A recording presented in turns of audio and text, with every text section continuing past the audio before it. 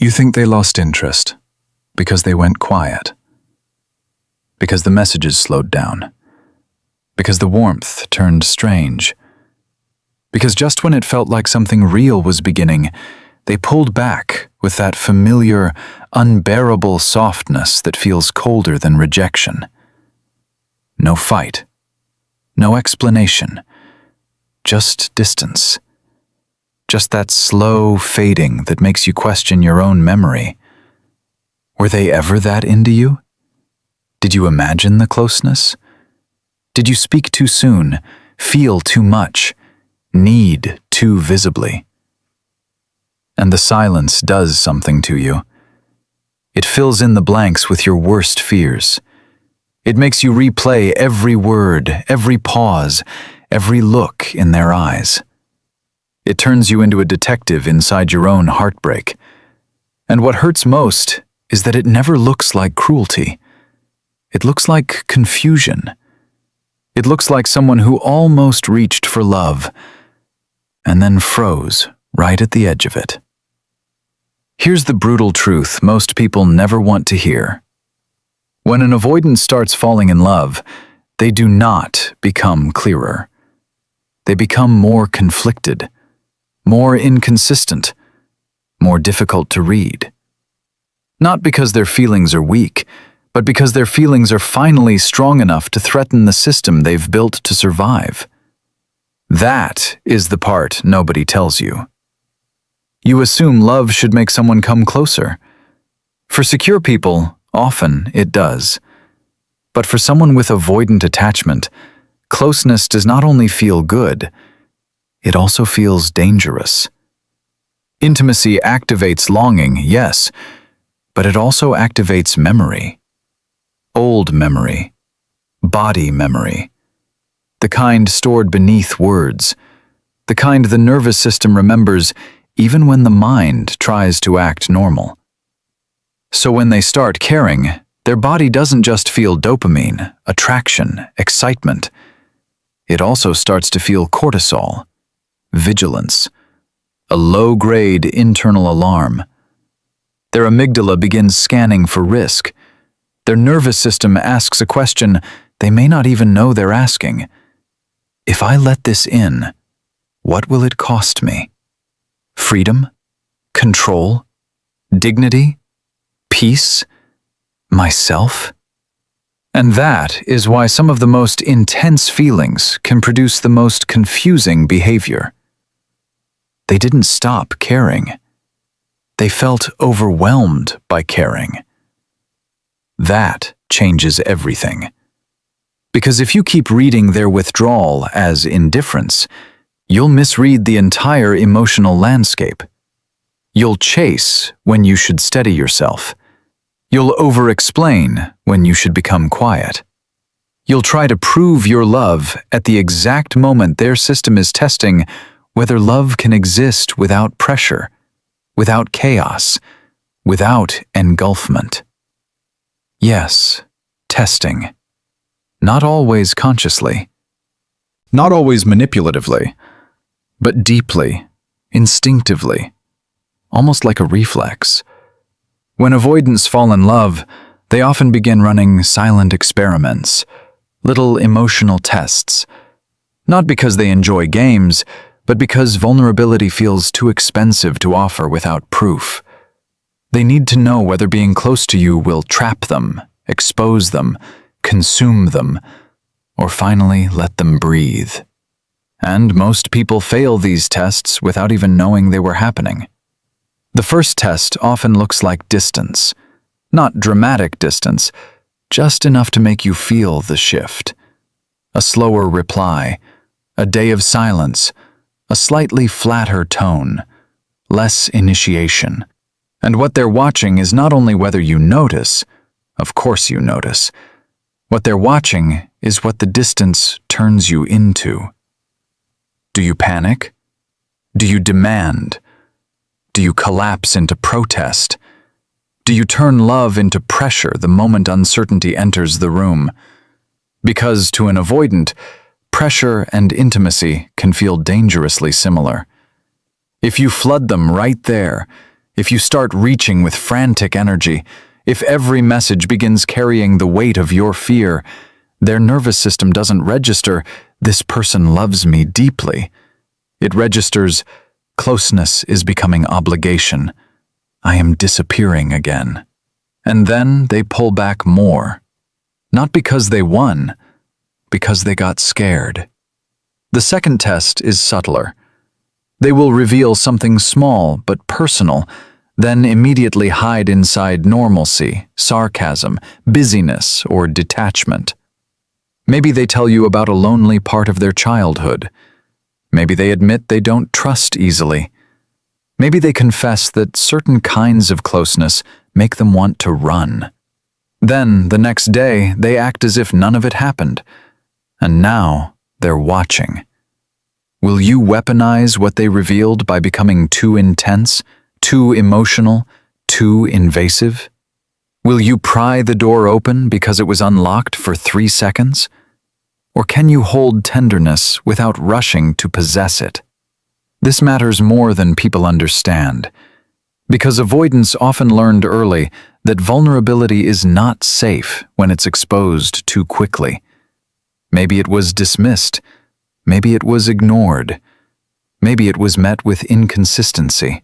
So when they show you a soft part, their body braces for impact. They expect the moment to become heavy. They expect to regret it. They expect closeness to become a debt. If you stay calm, if you receive their softness without grabbing it, something in them remembers a possibility they've nearly forgotten. Maybe intimacy does not have to devour me. The third test is your reaction to their independence. This is where many loving people sabotage themselves. They think love means constant reassurance, constant contact, constant proof of relevance. But when an avoidant falls in love, they become fiercely sensitive to anything that feels like control. Even ordinary needs can feel huge to them if their system is already activated. So they might emphasize needing space, focus, routine, solitude. They may disappear into work, hobbies, friends, logistics, anything with structure and distance.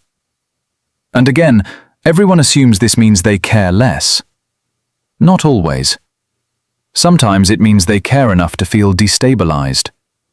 They are trying to regulate, trying to remember who they are while emotion is rising, trying to keep one foot in their own world because your presence is becoming too powerful inside it. What are they testing here? Whether your love can breathe, whether you can want them without tightening around them, whether your connection becomes a cage the moment it starts to matter. And the strangest part is this: the more gracefully you hold your own life, the more deeply you affect them. Not because you are pretending not to care, but because you are no longer asking them to be the oxygen for your self-worth. That changes the chemistry of the bond. It removes the panic from the field. It makes you feel rare. The fourth test happens when they disappoint you. Maybe they cancel. Maybe they go emotionally blank right after a beautiful moment. Maybe they become affectionate and then suddenly cold. This is one of the most painful parts because it activates the exact wound that makes people chase. The craving to restore closeness immediately. But what they are unconsciously testing is this: when I fail to meet the moment, do you lose yourself? Do you betray your own standards to keep me? Do you teach me that I can fracture the connection and you will still come running, over-functioning, over-giving, over-explaining? People think avoidants only fear closeness. That's not entirely true. They also fear the power they have over someone who abandons themselves for love. Because that kind of love does not feel safe either. It feels unstable. It feels like a setup. It feels like one day the resentment will explode. Or worse, like they'll be responsible for regulating another person's entire emotional world. So when you respond to disappointment with grounded clarity instead of emotional chaos, something shifts. You're not punishing. You're not performing indifference. You're simply showing them that your heart is open, but your center is not for sale. That is deeply disarming to an avoidant.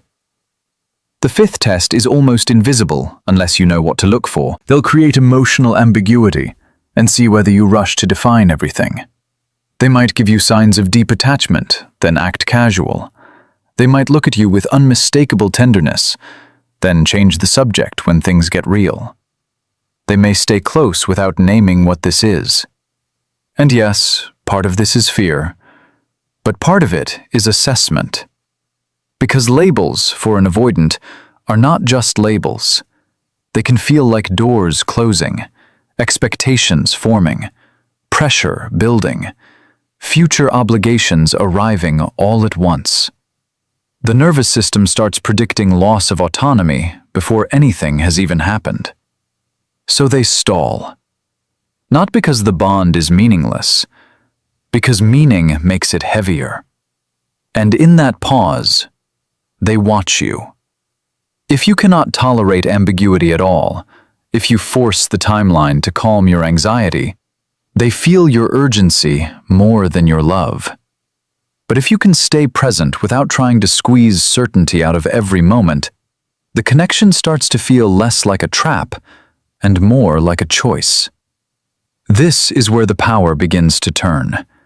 Because the moment you stop trying to extract reassurance from someone who is still trying to feel safe with their own feelings, you become emotionally harder to shake. Your energy changes. You stop auditioning for the role of the one who gets chosen. You begin inhabiting a quieter, rarer position. The one who chooses themselves first, even while loving deeply. And avoidants feel that. They may not say it. They may not even consciously understand why your silence suddenly gets louder in their mind. But they feel the absence of pressure. They feel the loss of easy access to your nervous system. They notice that you are no longer spinning around their distance like a planet around a cold sun. That unsettles them. Because now, the old pattern breaks. The sixth test comes when they sense they are starting to need you. This is the moment their behavior gets the most contradictory. They may come in closer than ever before. More tenderness, more eye contact, more vulnerability. More little signs that they are mentally carrying you around even when you're not there. And just when you relax, just when you think, finally, here we are, they pull back again.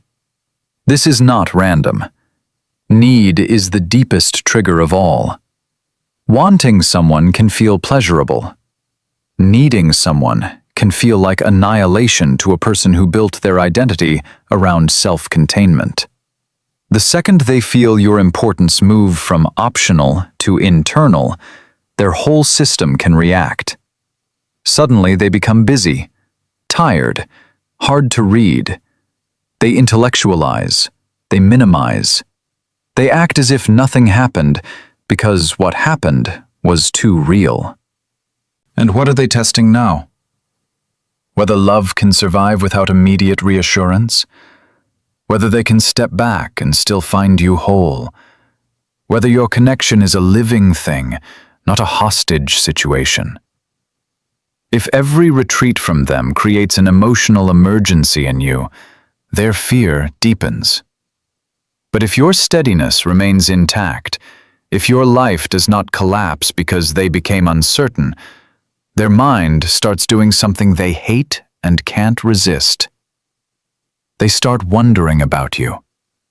They start feeling your absence instead of only defending against your presence.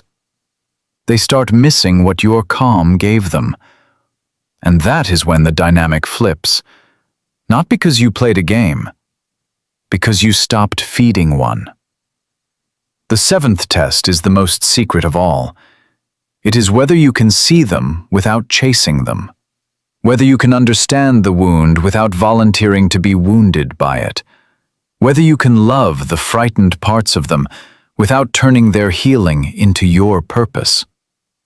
This is where so many people get trapped inside the fantasy of being the exception.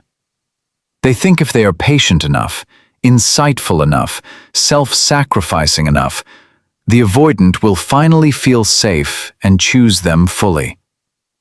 But love built on proving your worth to someone emotionally split will drain the soul out of you. You cannot pass this final test by abandoning yourself. You pass it by refusing to. Because the deepest thing an avoidant is often looking for is not someone who can chase harder. It's someone whose presence says, without saying a word, I can care for you without collapsing into you. I can hold warmth without demand. I can leave room for your humanity without shrinking mine. That kind of energy gets under their skin. It follows them home. It lingers in the quiet. It disrupts the old script. Because now, when they go silent, they do not only feel relief, they also feel loss. They feel the missing dopamine of your attention, yes, but more than that. They feel the absence of a regulating presence they did not know they were leaning toward. Your steadiness becomes memorable. Your non-reactivity becomes magnetic. Your self-respect becomes the thing they cannot control and therefore cannot stop thinking about. But this is the warning. The moment you feel them leaning in, missing you, reaching, softening, it will be tempting to go back to your old pattern, to overgive, to over-respond, to make them the center again, because now you finally have evidence that they care. Be careful. This is where people lose themselves all over again. Because if the only thing that awakens their pursuit is your self-possession, then the second you trade that self-possession for relief, the old imbalance returns.